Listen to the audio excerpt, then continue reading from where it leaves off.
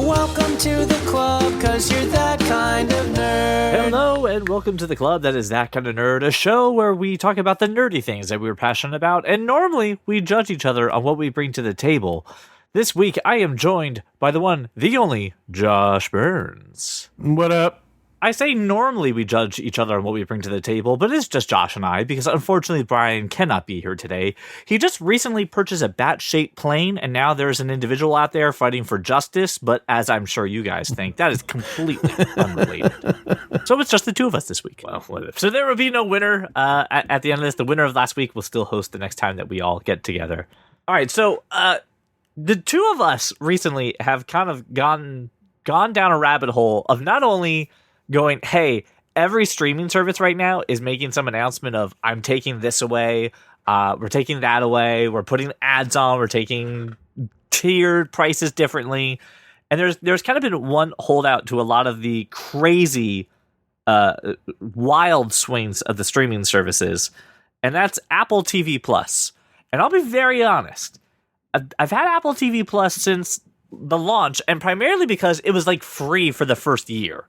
Right. Yep. And then after the first year was done, they're just like, well, we'll give you some more time. Right. They gave you like another 6 months. Right. And now it's part of my Apple One subscription. Right.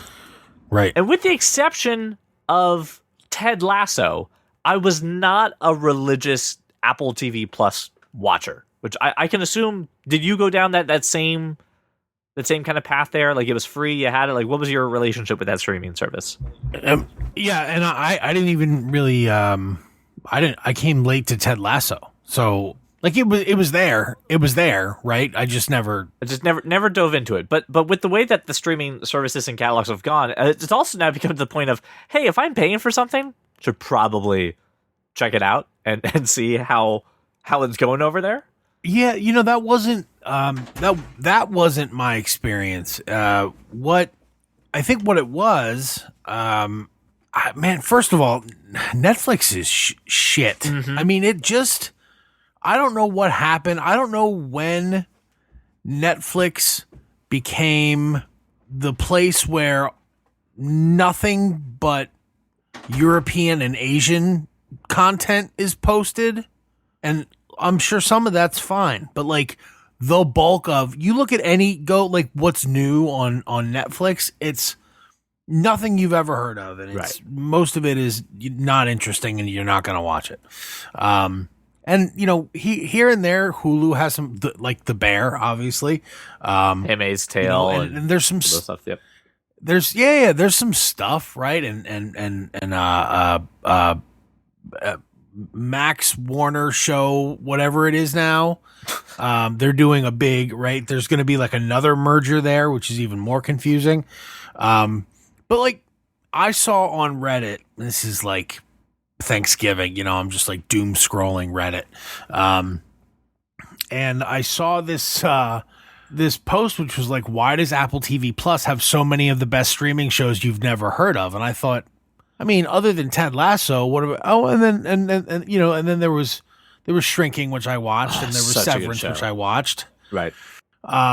So sometime like right after Thanksgiving, I went, well, I did like Blackbird as well. That was very good. And so I dove in, and I've just been absolutely crushing Apple TV Plus. Like, I have watched just about everything there is to watch on Apple TV Plus, and I can talk about all of it, but Apple TV Plus very quietly has become the provider with the best content, and I mean, it's not close. The drama shows specifically rival. There are several shows that could have been the 9:00 Sunday HBO show. Yeah. Right? There are 2 or 3 shows on Apple TV Plus that are current that could be the prime time or the marquee of any streaming service, and they're all on Apple TV Plus. Yeah, I remember when Apple TV Plus launched, right? They really came in and said, we're going to tell great stories. We're going to have, top tier television. It's the Apple, they did. Yes. It's the Apple quality thing. We're like, yeah, okay. But you're right to that point. Like at that time, the benchmark for this was it HBO quality, right? Like That's right. that is the benchmark of, hey, is this really worth it, right? And I remember at launch time, like the tent pole shows for Apple TV Plus when it launched back in 2019. It was the morning show. Was the morning first one, show right?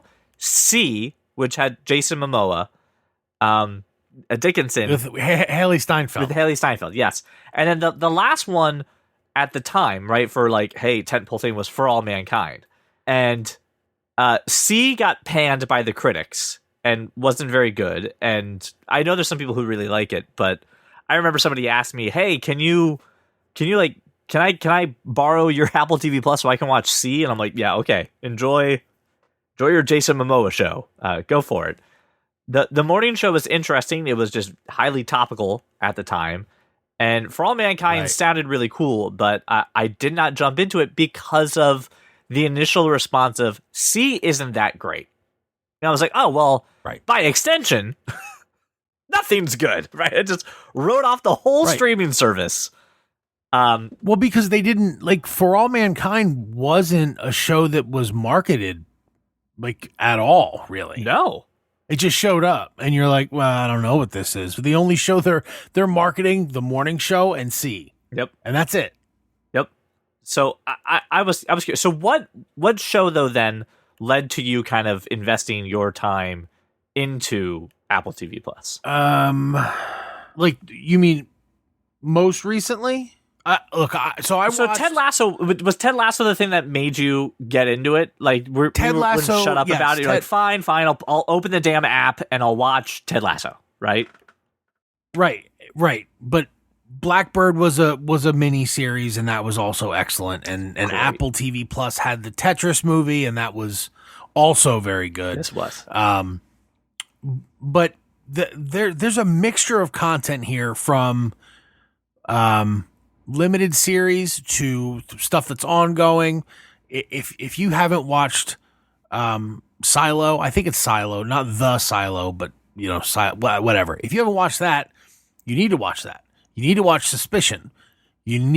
I'll tell you what, Slow Horses is one of the best shows I've watched in a very long time.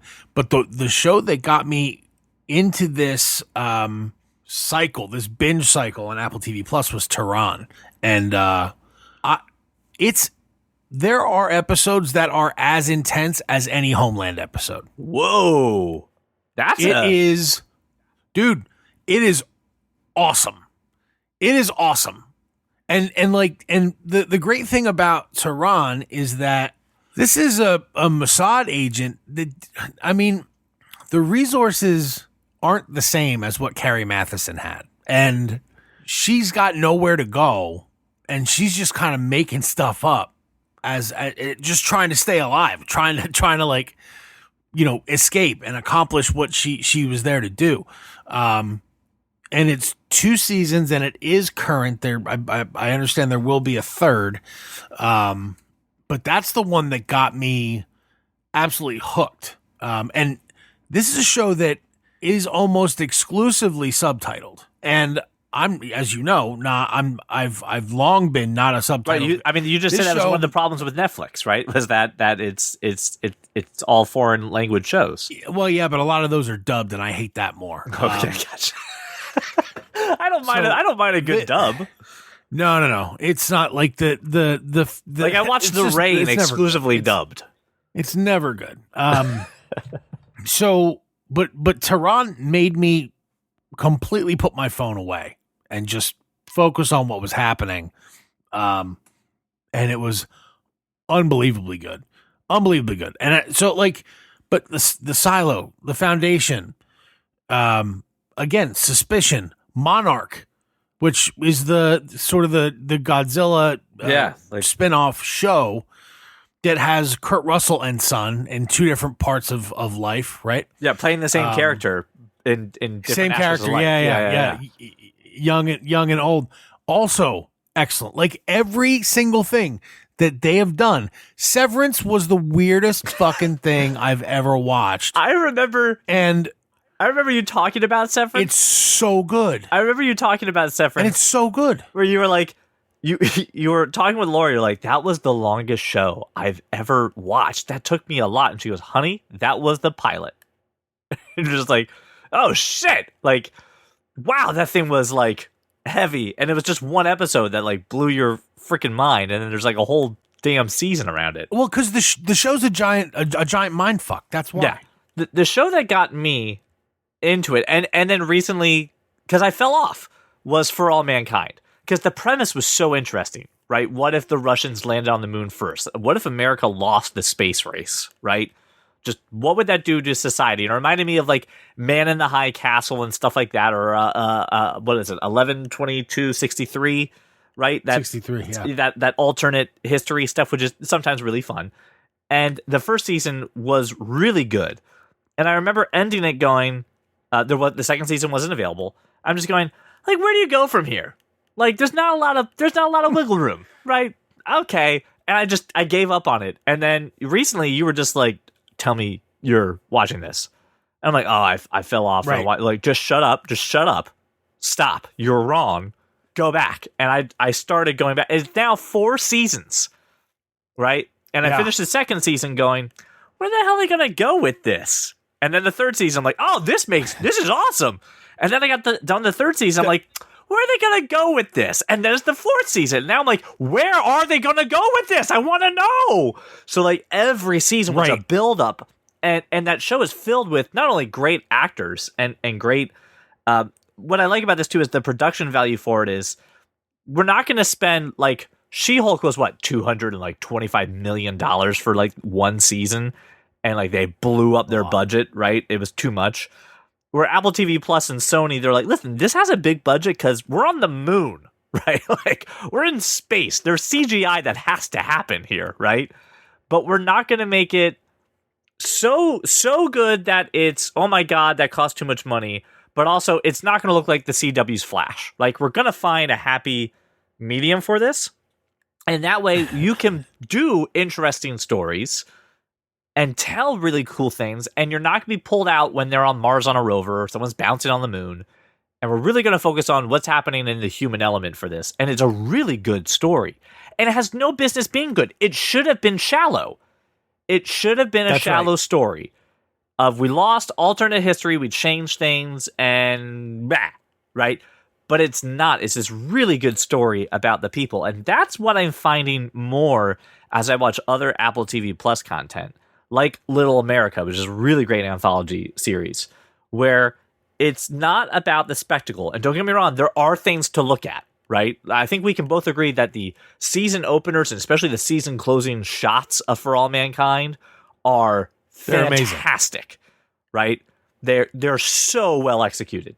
But it's mainly about the people in almost everything I watch. Even with the morning show, I'm rewatching that now with Jenny because I watched the first season. I completely wiped it from my mind. We're back in there, and I'm like, oh, okay. I'm really interested in where this is going. I'm really interested in these people, and I think this kind of goes back to what we initially said, which was Max or HBO Max is looking at Paramount. It's in disarray. We're not happy with the direction that's going to think the HBO brand has been really washed out. I think people forget that HBO is still a brand because of the way that Max has kind of handled everything, that people are looking for, listen, if I'm going to pay for a streaming service, this thing really better be there. And Apple TV Plus, I think, has been the sleeper.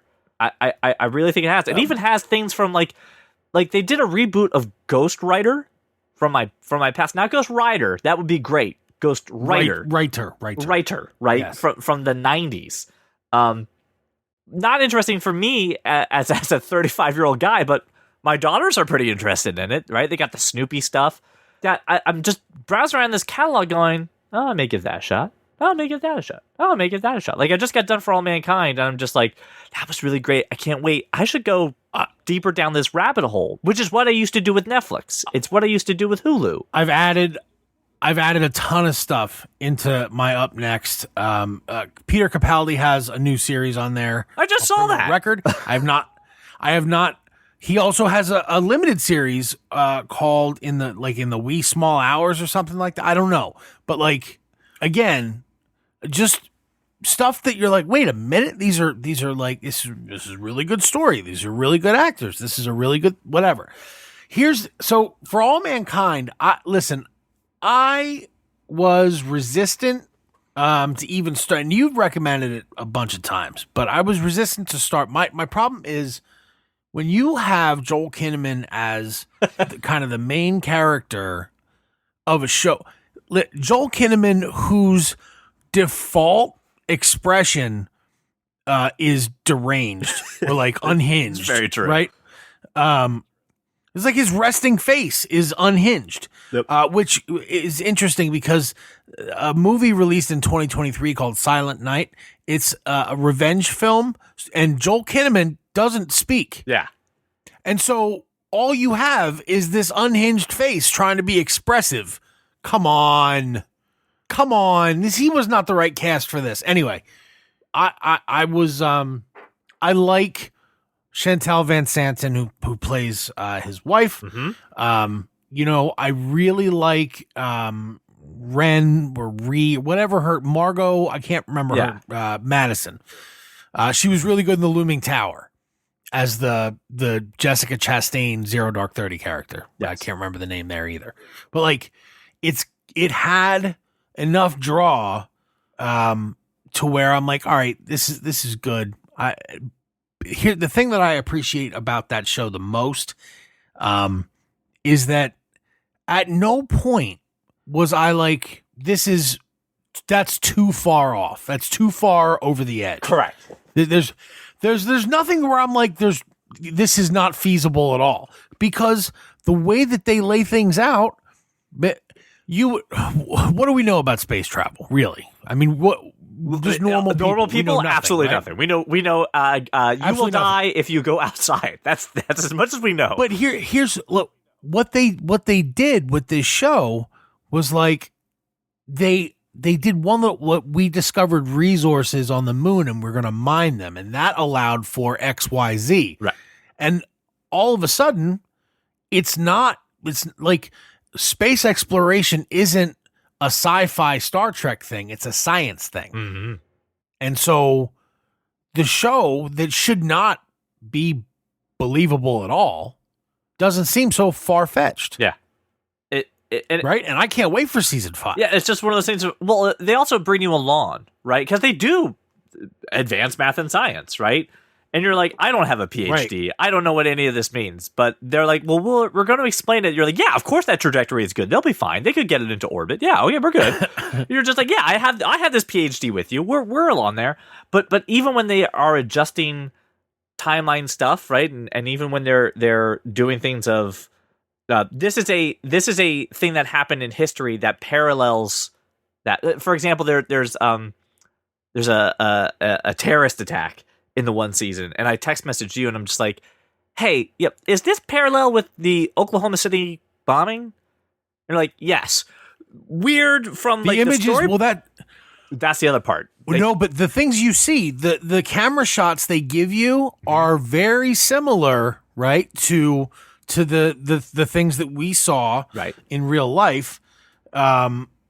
There was like a shuttle that exploded on the pad, was not the Challenger, was not the same thing. Right. So did you catch that? I did, because I at one point I was really nervous.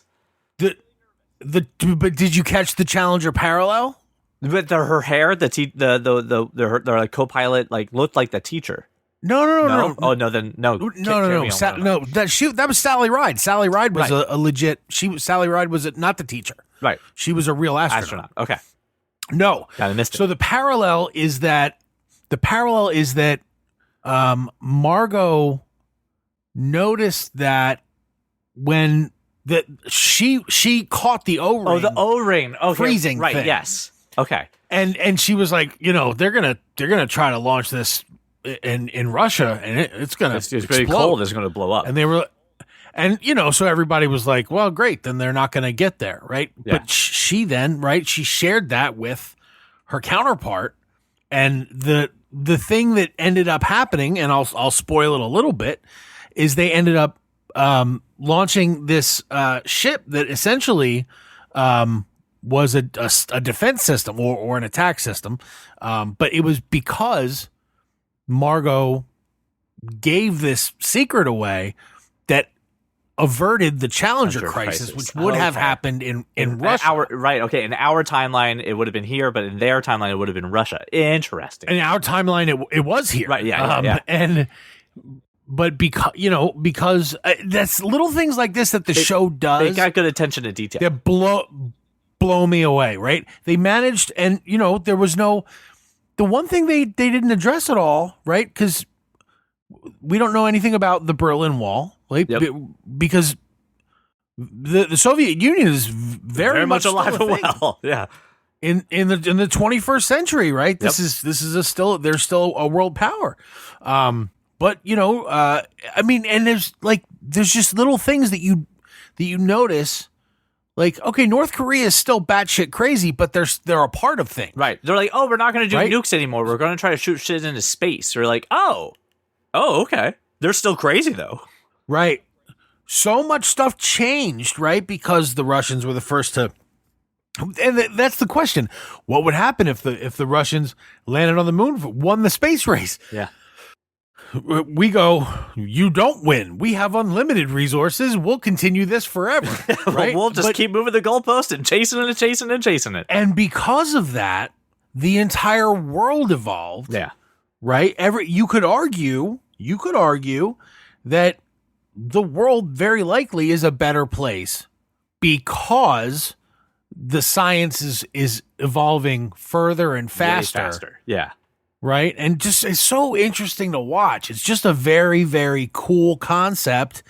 And there's no part of it that you're like, this is some sci-fi bullshit. Yeah, this is bullshit. My favorite thing about the show, and this is delicate, right? Because we've seen other shows do this too, which is either through celebrities or news clips or whatever, they make a known political or popular entity exist in a fictional world and have to give there's a news interview or a news clip. So like Johnny Carson is interviewing one of their characters, right? And in other shows, it's not very well done.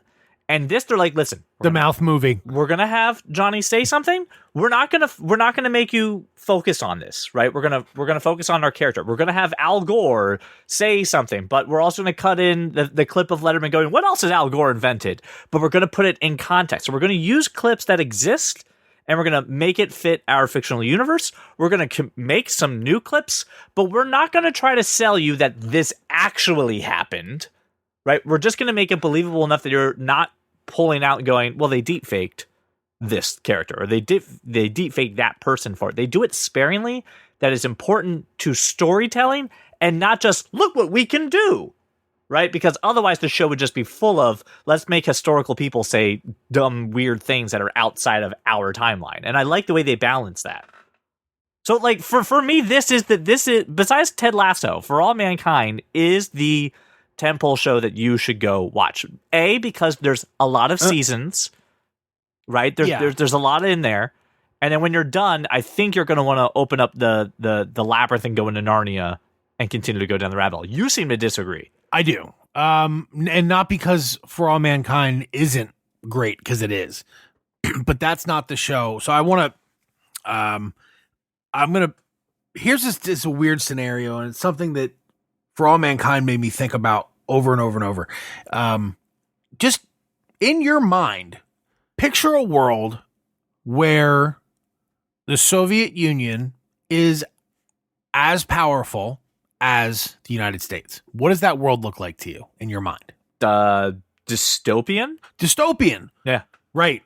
This show is full of hope and not fear. Mm-hmm. Right? So you and I imagining a world where the Soviet Union is as powerful and still exists and communism is a very real thing makes scary, right? Because we grew up on Rocky IV. And communism bad. Communism bad, yes. Right. But this show is not that. This show is it's hopeful. It's very hopeful. It is. Everything about it is hopeful. Even when things are going bad, it's all about characters trying to get back to hope, right? Try to but realign not us in back an to that. unrealistic way. Correct. Not in an unrealistic way. Nobody, what really, and another thing that's great about this show is that there's not like a predictable Hail Mary play every season. It doesn't happen that way. I guess you're right. Yeah. Yeah. Right? Because listen, guys, you're gonna be disappointed. You're like, if you go into this thinking, it's gonna be a formulaic, predictable hero story, it's not. And there are gonna be moments where you're like, why'd this happen? Like you're gonna feel some kind of way about it. Yeah. There's going to be hope at the end of it, even if it's bad now. Right? But it's not going to be the way you expect it to go. And I highly recommend watching that show. But the show that I recommend for everyone immediately, if not sooner, to watch is Slow Horses. Slow Horses is a spy show. It is a British spy drama starring Gary Oldman, Kristen Scott Thomas, and others. But I mean, these two are the kind of the top tier names. Right. It is so good and fun and funny. Because Gary Oldman is like the definition of doing the least. Like he is doing the absolute bare minimum. He runs a section of MI5, MI5, one of those yes. two. What MI5, right? The one that deals with domestic matters, not foreign matters. Yeah. He runs a section of MI5 that is home to the outcasts, people who screwed something up. It is a complete. If you work for Gary Oldman, your career is over. Oh, okay. Gotcha. But your career, you have no future. Yes. There's nothing. In the special services. So you're here, and what he wants you to do is nothing. If there were like a very British, sarcastic former spy Ron Swanson, it would be Gary Oldman's character. Okay. He wants you to do nothing. Gotcha. He wants you to go to your desk and fuck off. And he is disgusting. He is boorish, drunk, mean, and fucking brilliant. And so I very much recommend watching this show. There's a lot of twists and turns. There's a lot of, I can't believe this happened this way, or like, how are they going to get out of this? And it's not like a Mission Impossible type feel, Right. but it's not all that far off, right? It's close. It's like almost in like before Ethan Hunt went off the rails, like MI1, like Mission Impossible. Okay. The first one. Right? We're not free climbing mountains or saving nuclear Holocaust type situation. Are we talking there's an event per season? Or are we talking a story of the week? Like what's the format for that? It is a 6-episode season, three of them, and it is one story. Okay. So all seasons or per season? Like Sherlock. It is one story per season. Okay, gotcha. Yeah, like Sherlock. Gotcha. 6 hours being 6 hours of a story. Yep. And they're so far there is no like show that I'm like, this was all filler, right? There was nothing important here.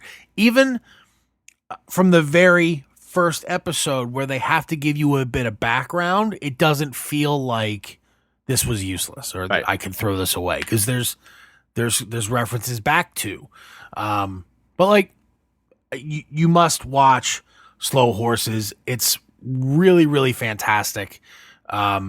And then, another a show that is, if you're talking about edge of your seat, Silo, with Rebecca Ferguson, really, I mean, there's a lot of questions. They all get Commons in it. Tim Robbins is in it. It's a good cast. But you're... Oh, okay. So this is suspenseful. People live underground in a silo that's regulated, but then they kind of say, "Hey, like the surface is toxic," right? That's the premise of you can't go out on the surface. Right. Everyone's got to stay inside. And she's just like, "But is it? Can we go?" It kind of reminds me a little bit. That's not. No, not quite. Not quite. Okay. in my brain, She's not questioning it. right. Okay. My brain says this to me sounds a little bit like maybe what will be the Fallout series on Amazon, which is, hey, there's a disaster outside in Fallout. It's a nuke that's nuked the surface. We are now living in this nuclear silo. We are the society that's living in here. How do you deal with the fact that human society has been cooped up inside of this for too long? There's probably some power struggles. And, how do you deal with it? And I maybe bet someone wants to know if the surface is good or not.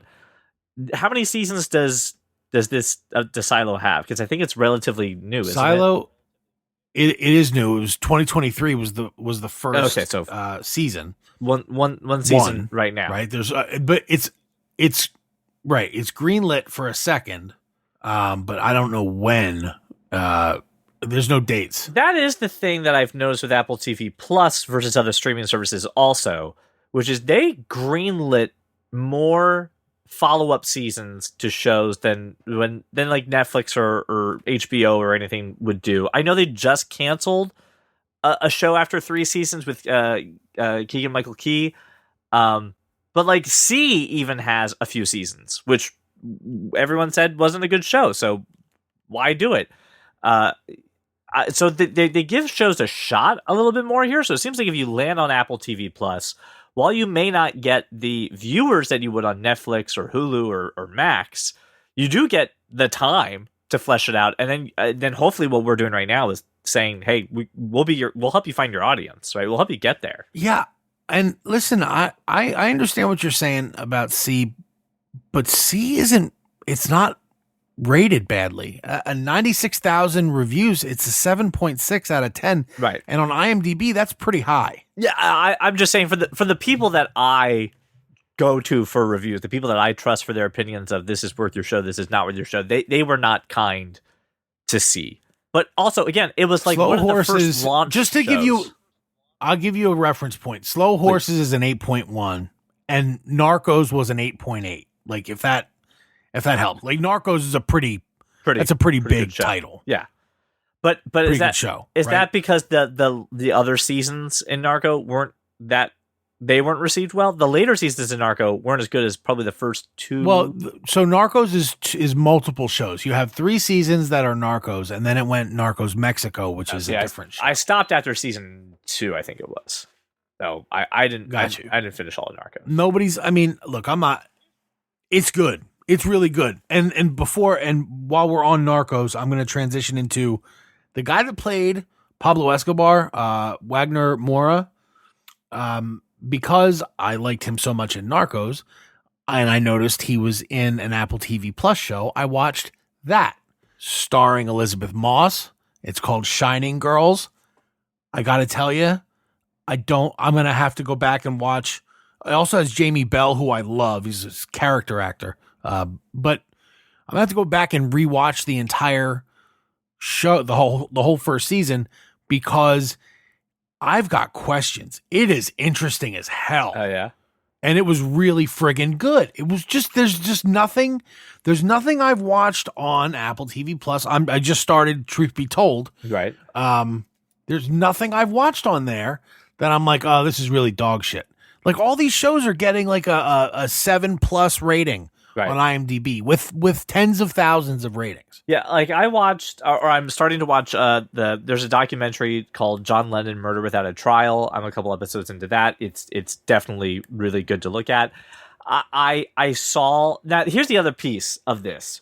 I seem to be enjoying the shows on streaming services. This is now not necessarily specifically Apple TV Plus.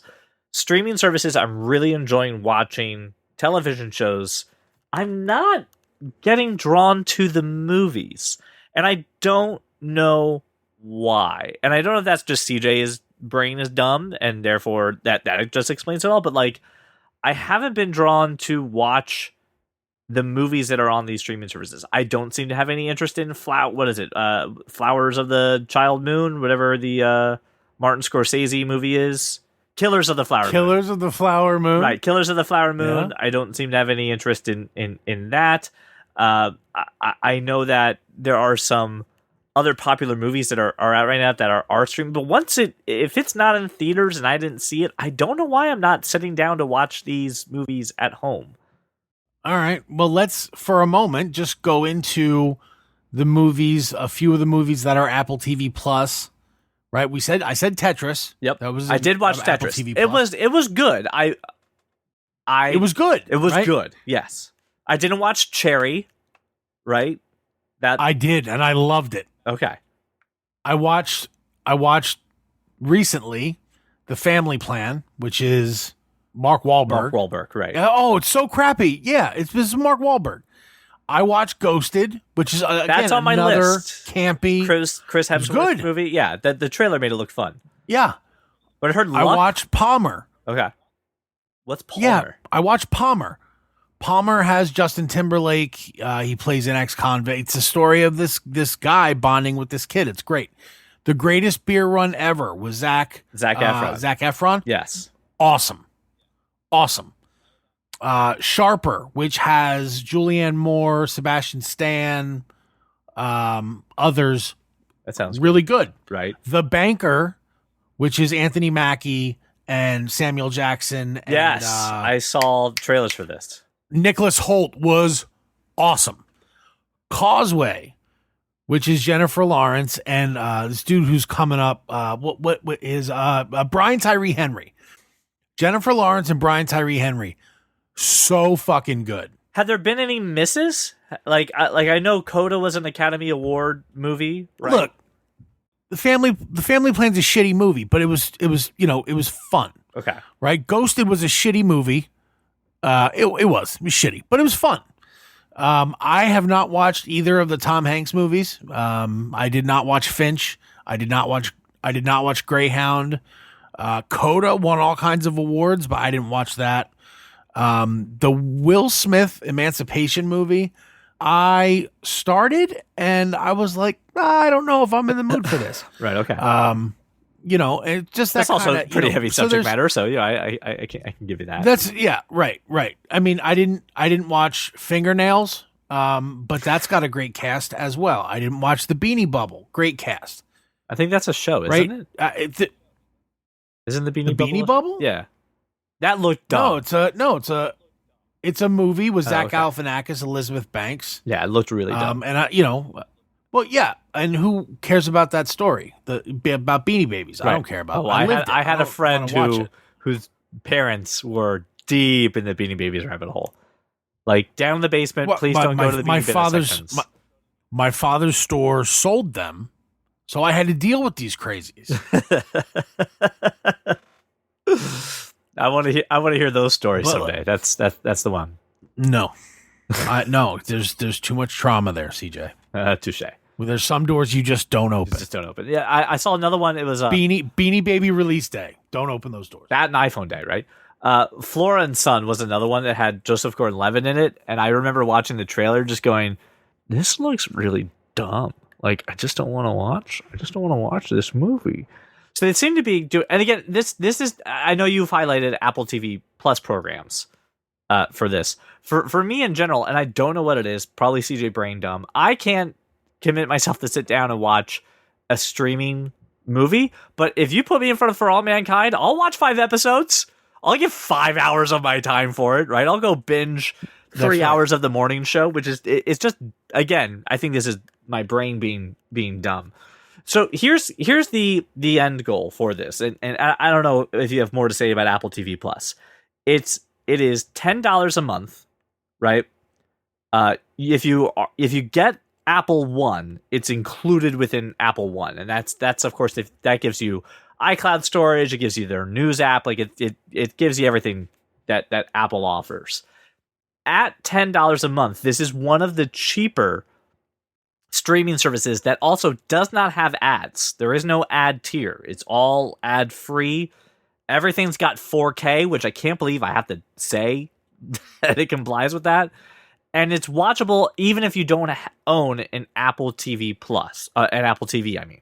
Right. If you have a Roku, the app is on any smart TV, any smart TV. Whatever. If it's got a screen, Apple TV Plus it's trying to be on there. $10 a month for this streaming service it's a pretty damn good value. And I'm It's looking a really good value. and I'm looking around at Netflix, and I'm looking around at my Hulu, and I'm looking at Max, and I'm just going, I could probably get rid of a few. Amazon Prime right now is on my chopping block. Like, seriously, on the chopping block. Well, Reacher, But I'll just pull the old HBO model, which is the thing I want on right now? Yep. Is it done so I can just binge it? Yep. I'll subscribe for the month, and then I'm out. Right? Especially with ads now, too, because now Amazon Prime Video is going to have ads on it.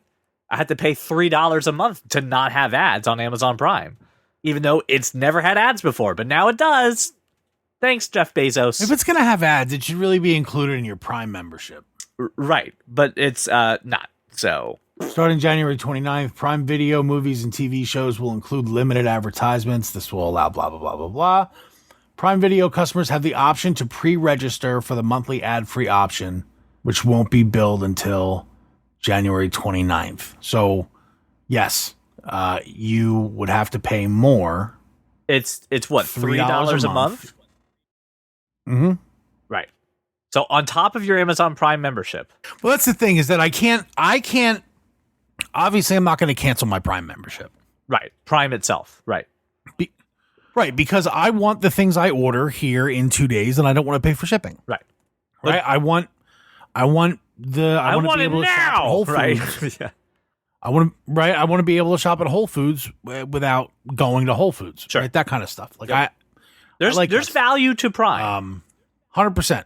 An additional $36 So- a month, though, to not get ads for something $36 a year. I'm sorry, year. $36 a year. A year. $36 a year for something that never used to have this, with very little time from announcement to implementation. A lot of people are going to keep Amazon Prime. I don't think a lot of people are going to be like, I'll shell out the $36 extra. If it's if you want to show me an ad before the program launches, I'm fine. If you want to show me an ad in between episodes, I'm fine. If you interrupt something I'm watching to show me a fucking ad, I'm going to lose my shit.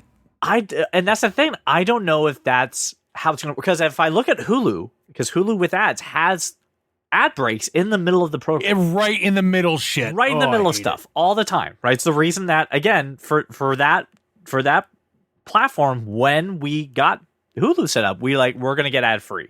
Same thing with, I think Disney Plus, which also has an ad tier, does it what you said, it bookmarks it. I know that Peacock has ads in the middle of programs.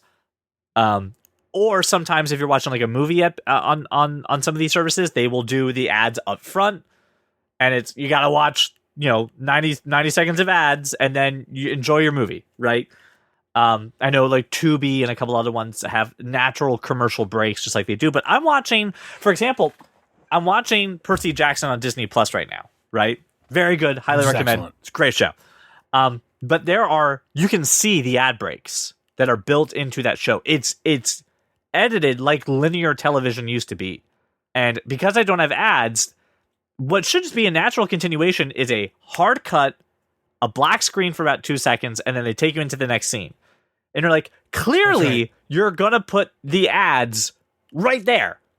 Like, I just witnessed an ad break, just like when I was watching television before. And I guess this comes... What is this, Cheers? Right. I think this comes back to the next part of, you're trying to explain to your kids. Maybe your kids are old enough that they didn't grow up exclusively with like streaming services and no cable TV. But trying to explain to kids of like, hey, and we talked about this with Brian with the other podcast of, if you want to run to the bathroom, like I can't pause. Just go during the break. Go during the ads. You want to get a snack, you gotta wait. You took too long to get the snack. I gotta explain to you what's happening real quick. And that's slowly coming back around, and it's a very interesting way that we're kind of dealing with it. But again, in this case, for Amazon, right? $3 a month, $36 a year. I mean, really, in the grand scheme of things, that's not make or break. It's just kind of insulting. Apple TV Plus used to be $5 a month, is now $10 a month. But again, we just kind of discussed the value that you're getting, a big library. And unlike Netflix and Hulu and Max, where it's a big library but not great content, really good content, good bang for the buck. I think Apple can keep that up, right? I do. I mean, they're the richest company on earth, so market cap of like $3 trillion. I think you can keep up your TV division to create good content or buy content out from underneath people and do it that way. With Amazon Prime Video, knowing that I am not an Amazon Prime customer because I'm a heathen, I will probably subscribe when Reacher comes out. When Invincible comes out, I'll wait for the whole season to be done because Amazon Prime does week-to-week releases of their content. Instead of dumping it all at once, I'll sign up for a month. I'll do the ad-free, and then I'll go, and that'll be the end of it. I'll be in and out. That's fair. Like, that makes sense to me. There are probably services I could cut right now, except what'll happen is I will discontinue one, and Zoe will say, "Where can I watch this?" I'm like, "The one I just canceled." Exactly. All right. Yep. Happens every single time. Yeah. Right. There's without getting into like the value of it, just purely for entertainment's sake, give Apple TV Plus a run because there's not this quality or quantity of stuff on other services right now. There's just not. And like, look, there is some good stuff that comes out on, like, The Brother's Son on Netflix is good. It's good. Percy Jackson's very good. Very good. This season of Reacher, don't tell me it's Reacher. I like it. Is it good? No, it's the story's good, but like, okay, somehow the acting is shittier. No, I'm just about to pitch this. Yeah, because the season just ended. It just ended like on the 19th, so yesterday from the day we recorded. I don't know. There's listen. There's two things that are repeated over and over and over. Right. And you're like, I don't think we need to say that. Like, I don't think this needs to be a thing that we say, right? They did it once or twice in the first season where they said that thing, but now they have to say it twice every episode. Oh, like, I get it's your catchphrase or whatever, but like, I know that. We're fans. We're fans. We got it. That's why I'm on the third season, right? I'm your fan. You don't have to hit me over the head with it? Right. No, okay. I mean, no, I get it, Dom. You're all about family. I get it. I get it. CJ, that's the level. That's the level of it? Went from no. It escalated hard to the point where I'm like, this is not like. And look, Alan Ritchson, not a great actor, and I don't expect that. Yeah. But this is pretty bad. His and okay, and not like, I like that. You know, Reacher's default is like a grunt. Like, he's surly. I get it. But it's like now he has to be surly and he has to also like a girl. So it's this weird, like, we have to make him like, would you ever believe that like Jack Reacher is like awkward? No, he's not. He's not awkward. There's nothing. Was there anything awkward about his interaction with the blonde chick in the first season? No. Okay. Well, it's about to get awkward. I haven't finished it, and I haven't finished it because I am not even up to. I think I'm 2 episodes behind, just because I'm like, meh. On Apple TV Plus, you made some good recommendations. I kind of want to end with that, which is let's give the recommendations for Apple TV Plus. I highly recommend. Obviously, Ted Lasso goes without saying. For the love of God, watch all Ted Lasso. For All Mankind and Shrinking. Yeah, which was going to be one of mine, but I will make that a given. Shrinking's fantastic, especially if you like this show. You know you like Scrubs. This is Bill Lawrence. You're going to love this. Let it happen. Right. Blackbird, which is phenomenal. So good. It's a miniseries, definitely worth it. For All Mankind, we'll go on that list. And I think the third thing that I would say for Apple TV Plus is probably going to be Monarch. And I'm not a big Godzilla fan, but I'm ready to jump into that one. That's literally on my list for next thing I'm going to watch. You're preemptively recommending a show? Yeah. Based on the feedback and the buzz that I've heard for it. Okay, listen, I'm not a fan of Godzilla. Well, good for you, because there really aren't any monsters in the show at all. Why why I'm there. it's about it's about all the other stuff, Right. It's about what happens in between monsters. The other part too is my wife and I have our own separate streaming list, so that way I can watch stuff without her and she can watch stuff without me. Slow Horses is now on my list, Josh. Bumping it up. Well, it needs to be. Bumping it It up needs to to be on everybody's list. Yeah. Listen, Slow Horses. If you don't mind subtitles, people, listen. The watching Tehran has somehow unlocked the ability for me to watch things with subtitles. I mean, I've been watching movies, shows, all kinds of stuff with subtitles. It's how I live my life. And I don't know. Closed caption all the time, boy. No, I won't. No. Listen, if they're speaking English, there should not be closed. No. If they're speaking your native tongue, there should not be Always words there. on the screen. Always there. I refuse. It counts as reading. But this Tehran unlocked some ability for me to I can focus long enough. I'll put my phone down and I will watch what's going on. You must watch Tehran. It is so good and so intense, and really the cast. You're going to be like, I recognize this person. Hey, I that recognize person. that. But it's nobody. There's nobody big in it. Right.